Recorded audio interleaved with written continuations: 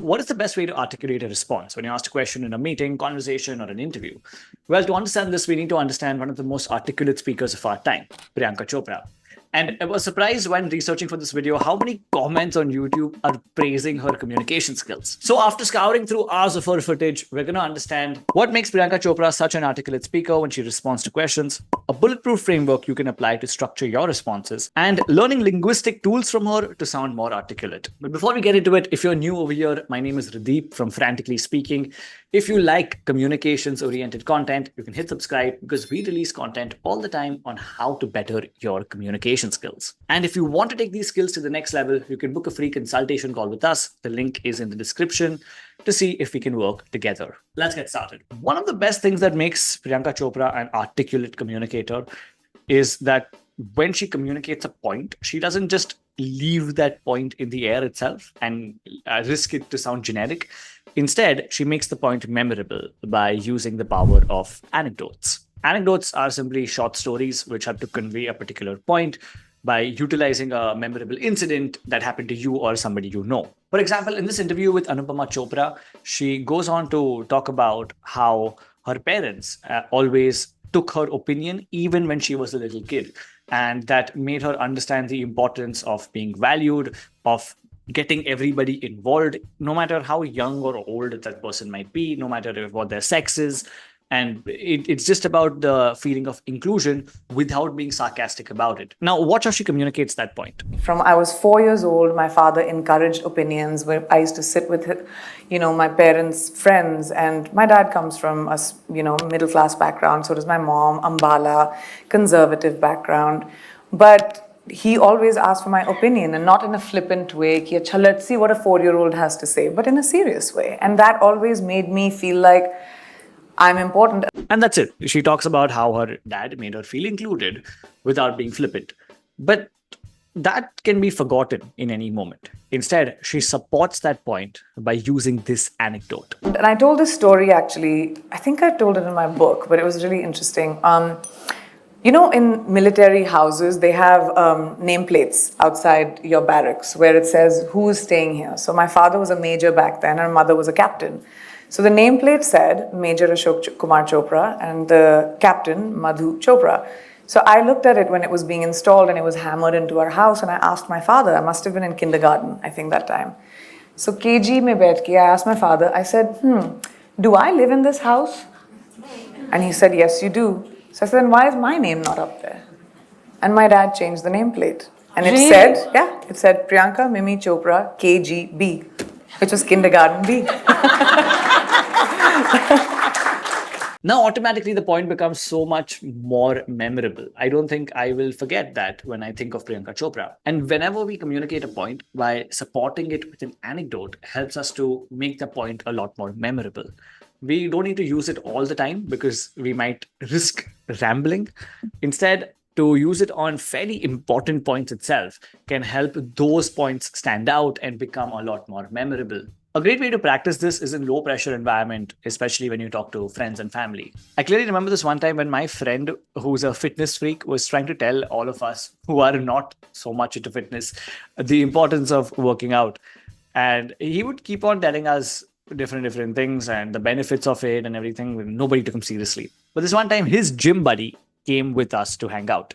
And instead of just telling us about the advantages of fitness, he spoke about how him and his family were morbidly obese and how reducing weight not only enabled them to avoid any severe diseases, but just made their life socially so much more attractive. That anecdote is something I still remember. And whether the rest of us started going to the gym from then on or not, the anecdote had a much higher chance of convincing us than a list of logical reasons ever would. So try to speak more in anecdotes to make certain points stand out. Although what's important to know is it's not only about anecdotes, it's also about understanding how to structure your thoughts so that you can put across your points in a more effective fashion. That's why frameworks become really important.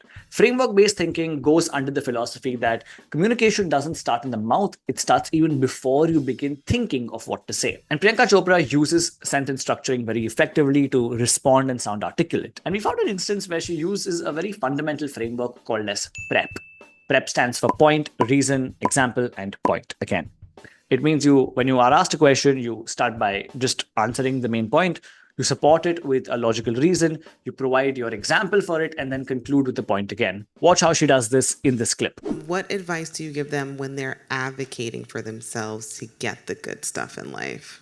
That's so hard because women in general, we're made to feel like we shouldn't ask for things because, we're so lucky. You already have this, you're so lucky you have that. Asking for things makes you selfish, or desiring or coveting something, or being ambitious is like, oh my gosh, you're so ambitious. Like, for women, somehow for a long time it was seen as not positive, and I think advocating for yourself is very important, but coming from a level-headed place is also important.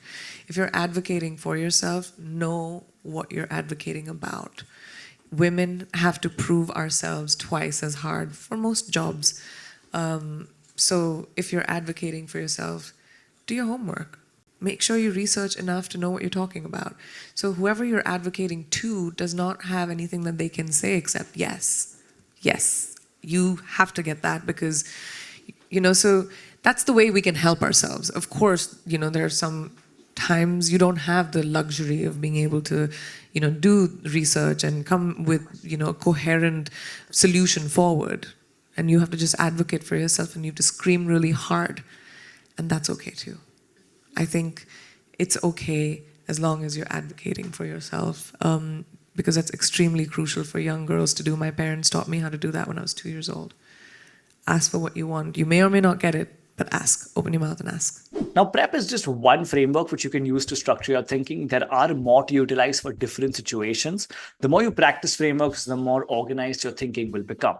More on this later. And the third and final thing is to utilize linguistic tools to sound more articulate. And Priyanka Chopra is a master of doing this. She uses a lot of rhetorical devices, like a lot of metaphors and personification, to put her points across in a very beautiful manner. In fact, watch this clip of how she uses personification to talk about grief. After my dad passed, I came to a slow but steady conclusion that that kind of pain will never go away. It's your companion. So when you're thinking about, when people say like, I'm waiting for the day it stops hurting less. I'm waiting for the day it doesn't affect me anymore. I need it to be over. I need to get over it. You're never getting over it. It becomes a companion. There are days it'll come out in a biggish kind of way and want to stay for dinner or maybe a week. And there are some days you don't even remember it till you see a photo and you're just like. So any form of grief will have a duration in which it'll be your companion. Yeah. And you've got to let it. And on the other hand, she uses a metaphor to talk about why we need to cut off people who are not really serving us well. What would you like to change about this whole journey till this point? Is there anything you'd like to do differently? I used to have a lot of anxiety around losing my job, losing my position. Losing time. That's No, never time. Because that's a very common thing now with What do you teenagers, with college. Everyone's afraid that they're getting too old when they're 18. I mean, I'm not afraid at 40 of getting too old yet. I feel aging feels really nice. Like it makes you feel It's very normal. chill. Why are we putting so much equity on aging? You're gonna get older. What is my best opportunity at 18, at 25, at 35, at 60? Who is it that you want to be? It's also the people around, other people telling them that they're getting too old. So then don't Especially- keep those people around you. Break up with them. Bye. Peace out. But I don't sit in the shit. You can sit in the shit and then you'll start smelling of it. And then you don't even know you're smelling of it because you got so used to it. There are many people that will want to pull you down. Focus on the light, little sliver of light that you might see. Do you have that inside of you? Or are you going to wait for somebody else to do it? The more rhetorical devices like this we can use, the more memorable our points sound. And it helps us to sound less generic when we speak and become a lot more articulate. But earlier in the video, I told you it's not just about using anecdotes, linguistic tools or anything. It's about understanding how to organize our thinking. And like prep, we've created a video of 5 different frameworks that you can learn and understand. You can go in depth into that by clicking right here.